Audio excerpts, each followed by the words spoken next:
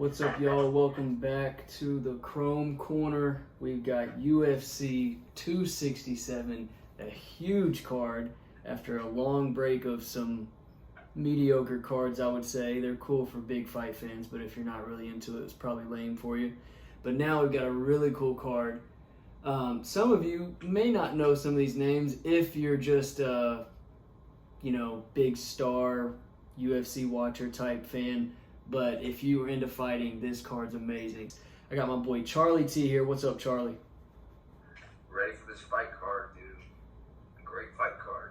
Absolutely. Can't wait. And I'm really interested to see what your fight picks are going to be because I feel like a lot of these are great matchups, to be honest. So you always have the first pick.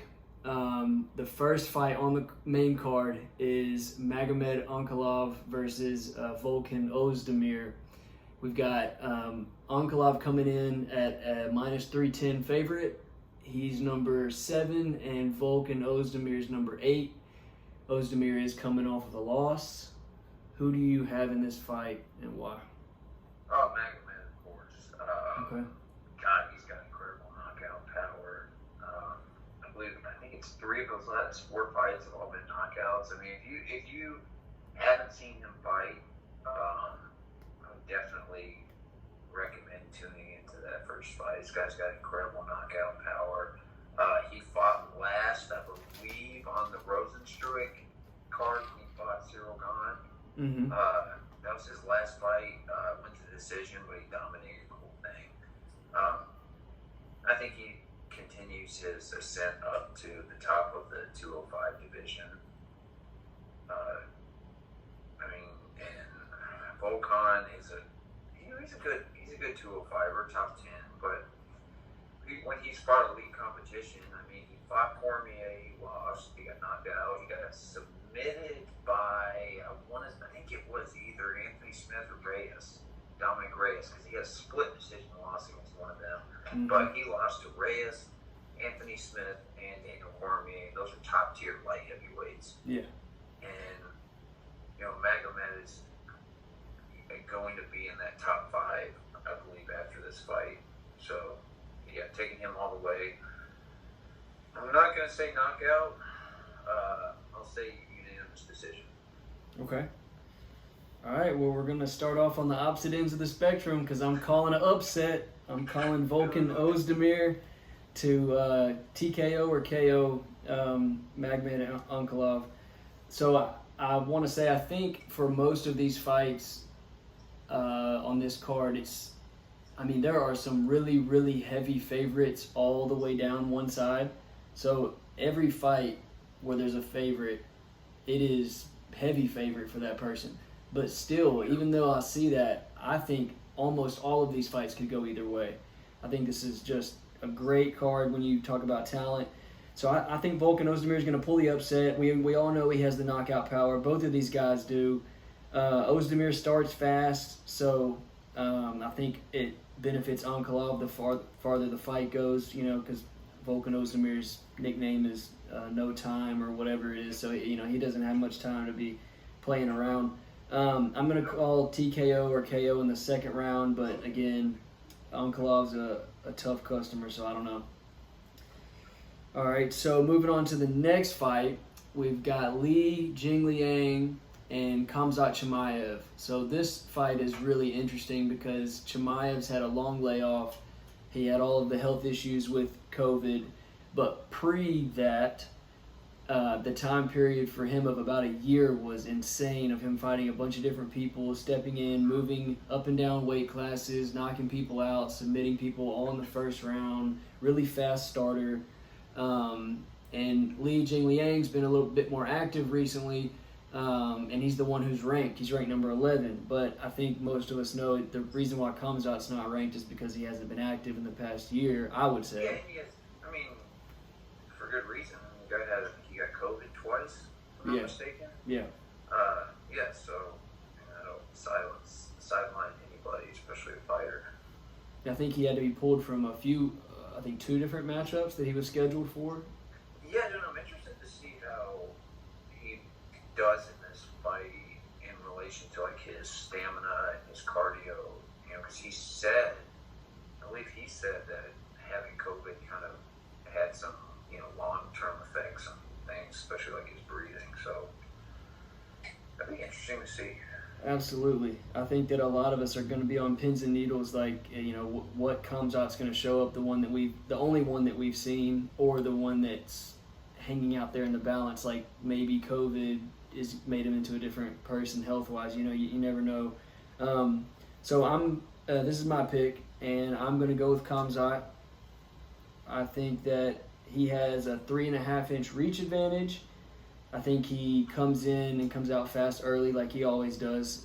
Despite the health concern, I think if he's coming back to fight, I think he believes he's ready, so I think he's going to come out like he always did. Jing Liang has had better competition than Kamzat, but he hasn't been as dominant as Kamzat. So I pick Kamzat. I'm going to say, I hate picking first round finishes, but if anybody's going to do it, I go Kamzat, first round TKO. Okay. Look, I think this fight has a lot of the same themes as, two other fights on the card in relation to, it's not a superstar card per se, but it's an emerging superstar card because you've got Magomed, you've got Kamzat, and then you've got Islam fighting on the same card. And I feel like it's an audience for them to prove how good they actually are. And for that reason, of course, I put Kamzat. I think I'm going to say knockout second round. Okay. I'm interested to see how he reacts to, Ringrose being out, having COVID. Lee's a great opponent. His last fight, he won by knockout. But, dude, like, Kamzat is just a complete animal, man. He pushes the pace in there, and his volume of punches is incredible. And he's a top 5 guy. So I think he continues his ascension to the top and wins second on knockout. It'll definitely be interesting to see what happens next if he does, because him jumping into that picture, and he's also a guy that moves weight, so him jumping into that picture at the 2 weights that he messes around at, it could really stir things up. And no one's going to want to fight him because he's the up-and-coming guy, right? So no one's going to want to fight him. And not a big enough name yet for the non-hardcore fans. So, okay, third. He is. He's getting there. And he's got a unique look. And when you have a unique look, I'm a big believer that helps you stick out in people's minds, whether they're, huge fans or not. So third fight on the main card is Alexander Volkov, the Giant, versus Marcin Tybura. Volkov is ranked number 5. Tybura's ranked number 8. Volkov is a minus 290 favorite, but he is coming off of a loss. But that loss was Cyril Gane, which we all know is fighting for the title. Gane, so you gotta put it in perspective. So it's back to you, the guest man. What's your thoughts on this one? I'm taking Volkov. I think he bounces back from that Cyril Gane loss. That guy is just unbelievable in the octagon. I think he can beat Nagano. Volkov, his 2 fights before he fought Cyril Gane, I believe he knocked out Walt Harris and All-Star. Then again, Tybura he's on like a 4 or 5 fight winning streak. So it's kind of up in the air there, but Volkov's just so big and so powerful. So big. You saw in the Overeem fight how he just continued to punish him. And honestly, when he was fighting Eric Lewis, he was getting the better of a lot of those exchanges, and Lewis kind of came out of nowhere with that knockout. That being said, I'm taking Volkov, and I think it goes to decision, but unanimous for Volkov. Okay. I've got the same exact thoughts on this one. I'm going Volkov, and I'm going unanimous decision. I'm actually surprised, or I was surprised to see when I was taking a look at their statistics, that Volkov only has a 2-inch reach advantage. To be so much bigger of a guy, or taller of a guy. Yeah, he must not have that long of arms, considering his height. I'm sure his arms are extremely long, but I think that if Teixeira wants to have success, he's going to need to get inside on Volkov, obviously, with the reach and everything. And I think being a stockier fighter, when you get lower than the other person and get in close, you generally have a power advantage there, too. It's harder for tall guys to bend over and get more of a power advantage. So I'm going to go Volkov, too, though. I think he's faced higher competition. I just think he's the better overall fighter. We're up to the fight before the co-main. We've got Islam Makhachev versus Dan Hooker. Makhachev coming in at number 5, Dan Hooker coming in at number 6. Makhachev coming in an extremely high favorite at negative 650. So we are, to me, with this pick, and I'm going to go with Islam. I'm shocked. So shocked. Negative 650 favorite. I do think that there is a path to victory for Dan Hooker. I just don't see him getting it done. I mean, if you look at Hooker's a striker, obviously. If you've watched him fight, he's definitely a striker. He comes from a striking camp, and he's just a pure striker. The guy has a 4.5-inch reach advantage on Islam and a 2-inch leg reach advantage. I think he needs to be very hesitant with his kicks, because obviously when a guy like Islam can take you down, kicks are a little bit more dangerous than normal. But he really, really, really, if he wants to have success in this, needs to establish a very dominant jab. Because 4.5 reach, that is almost unheard of. You rarely see that big of a reach advantage. And you can do it, but can you do it against a guy like Islam? Probably not, because he's so dominant wrestling-wise. So I'm going Islam. I'm going to go 3rd round submission or TKO. I think he wears him down and just kind of just pounds on him. And I think Hooker's going to be gassed pretty much into the end of the second. I don't know why Dan Hooker thought this was a great fight for him. I mean, because Islam has proven in a lot of his fights will take you to the ground and just drown you and then submit you. Like you said, Hooker has that reach advantage. What he has to do, like to path to victory, he has to prevent Islam from closing the distance. He has to keep him on the outside. If he can keep him on the outside, I think he has a decent chance of not being finished.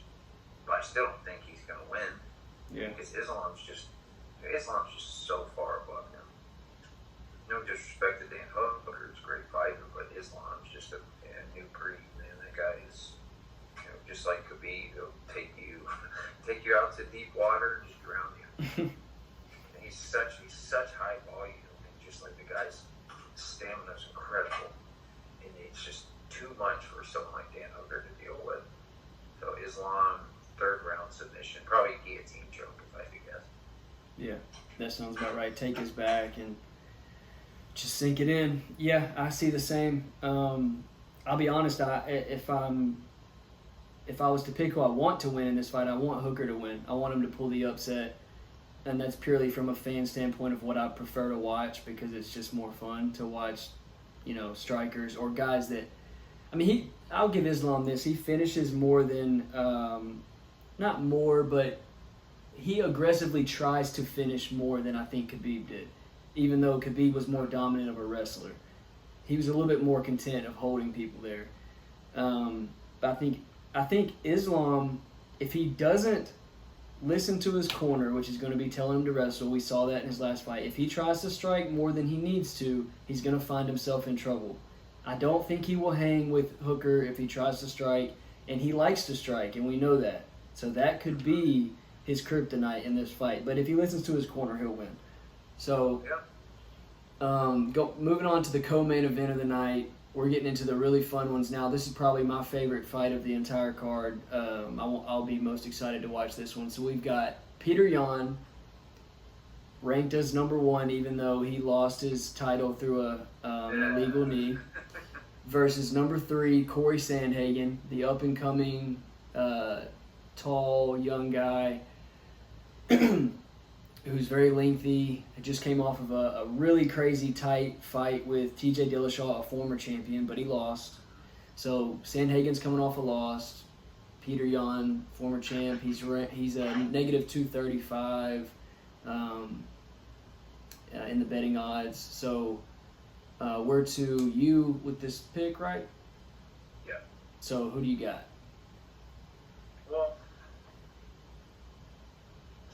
like I say, again, stylistically, I mean, Peter Yan couldn't have hoped for a better opponent in Sandhagen's last fight, because the reach disparity between Sandhagen and Yan is the same as it was against TJ Dillashaw. And we saw what TJ did that entire fight. He continuously pushed the pace.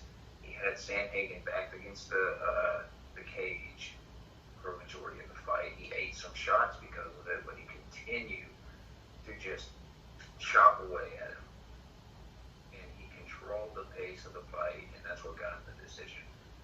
Yan, on the other hand, can hit harder than TJ. And if he does the same thing that TJ does, he's going to knock out Corey Sandhagen. And it's tough to say knockout, but I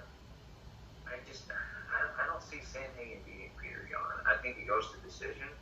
I think Yan wins unanimous decision because he follows a similar game plan to Sandhagen or to Dillashaw, but yeah, he's not going to lose this fight. If you can't beat TJ, you can't beat Peter Yan. Just saying. So unanimous decision, Yan. All right. This one was really tough for me. I know you're pretty high on Peter Yan, a little bit more than I am, I think. Man, this was tough for me. I really see ways that Sandhagen can get it done, and I see a hard fought, drug out, just marauder walking forward of Peter Yan. That's tough for anybody. But I'm going to go with Peter Yan. Okay. I think Yan is just going to be... this sounds bad because we're talking about UFC fighters, so these are some of the toughest guys on the entire planet. But I just think that Peter Yan is tougher than Corey Sandhagen. I just think he's tougher, and I think when it comes down to grinding through damage, which I think Peter Yan is going to be able to do, I think that Yan will grind through literally anything Corey's going to throw at him. The only way that I see Corey winning is if he lands, because he's so much taller, got so much more reach. If he lands a jumping knee, up against the cage or something like that, or with Yan coming in, maybe a head kick, because a head kick on a lot shorter guy is going to be really easy to throw. That's the only ways I see Corey winning. Corey does have a reach advantage of 3 inches, but if you watch Corey's fights, and this frustrated the hell out of me in the TJ Dillashaw fight. Now, everybody take this with a grain of salt because I'm no expert, I'm no trainer, I'm no fighter. So, obviously, I'm just giving my opinion. But for some reason, him having a reach advantage in his fights, he does not utilize it very well. He is not good at all at keeping people at distance. Like, you are the prototype body style to keep people at distance. He is literally, so this fight, to me, is Dan Hooker versus Islam when it comes to distance. But Hooker's decent at that. He's decent at keeping people at bay. He's a striker. For some reason, Sandhagen's just not good at it. He wasn't good at it against Dillashaw, and he should have been. I think Sandhagen, to his defense, is not so much worried about defense as much as he is offense. So he'll let somebody come in. He'll let somebody close the distance, because you even noticed in the TJ fight, he landed some fucking hard shots. Yeah, he did. And, I thought he probably could have knocked out, 9 out of 10 fighters with those shots, but luckily TJ stayed up. So, like I said, I think he's more of an offensive fighter than defensive in that regard. Like, he'll let you come in, let you close the distance, just so you get one good shot on you. Okay, so we're on to the main event of the night. The big boys. We got Jan Blachowicz versus Glover Teixeira. Jan Blachowicz coming in at a -300 favorite. He's the champ. Glover Teixeira is ranked number 1. I've got Jan Blachowicz. I think he's going to retain his title. I think Teixeira is a tough customer. It's going to be really hard to get him out of there. But this is Teixeira's last ride. This is his last chance, and everybody kind of knows it. So expect him to throw everything he's got at Jan. But let's see, Jan's got a 2-inch reach advantage, so nothing crazy. A 1.5-inch leg reach advantage, nothing crazy. Surprisingly to me, looking at their statistics, Jan has a higher takedown accuracy and a higher takedown defense accuracy. Takedown defense rating. So Teixeira is the one that everyone thinks about as being more of the grappler, but at least in his fights, his percentages aren't as high. I think this is going to be a very, very evenly matched fight, but I think that Jan is just a tad bit better, and I think he gets it done via 4th round TKO. All right. So, it's when Jan fought Izzy in the last fight, we pretty clearly saw a strategy, which was to take it to the ground and control Adesanya from the ground, which he did a remarkable job of. Yeah. Glover, you can't really do that with Glover because he's a great big boy, great grappler, and he is big. It's not like holding Izzy down. That's a big dude. On the other hand, though, Jan is very dangerous from his feet. Blachowicz knocked out Dominic Reyes. That was crazy. Oh yeah, that was bad. That was like, okay, this dude. Reyes looked. I wouldn't say he looked bad, but Jan looked great in that. And he knocked out Corey Anderson the fight before that. Jan's gonna smoke him. I think he knocks him out in like the 3rd round. 3rd round? Maybe 2nd. All right. I mean, there's got to be one of these at least is an upset, in my opinion. So I think somebody's going to make some big money because whoever upsets is going to be a big. I think you're upset if it's one of them is going to be Chimaev. I think if anyone gets upset, it's him.